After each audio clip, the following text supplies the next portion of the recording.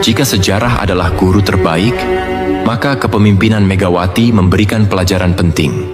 Kekuasaan tanpa legitimasi rakyat hanya akan membawa penderitaan. Bagaimana mungkin seseorang yang menduduki kursi presiden tanpa dipilih oleh rakyat bisa disebut pemimpin sejati?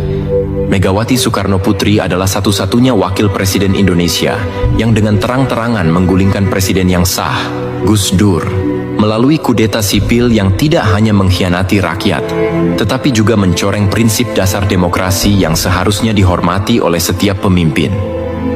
Pada tahun 2001, Indonesia menyaksikan sebuah pengkhianatan yang mengerikan, di mana Gus Dur, yang meskipun banyak diserang secara politik, masih memiliki dukungan rakyat yang kuat, digulingkan oleh keputusan sidang istimewa MPR yang lebih mirip pertunjukan politik daripada sebuah proses hukum yang adil.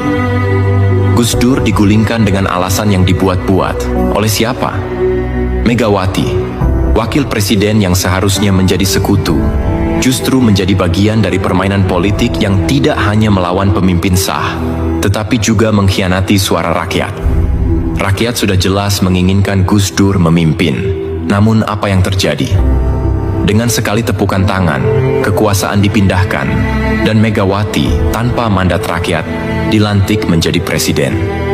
Apakah ini demokrasi, ataukah kita hanya melihat sebuah oligarki politik yang menjual kekuasaan dan legitimasi demi kepentingan pribadi dan kelompok?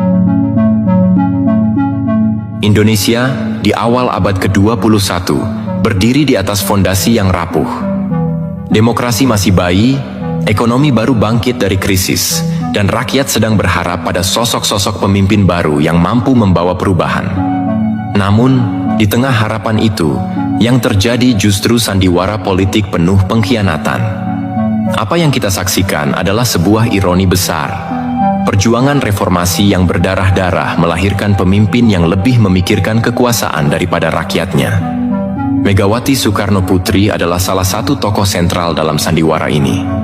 Anak proklamator yang pernah dielu-elukan sebagai simbol perlawanan terhadap Orde Baru.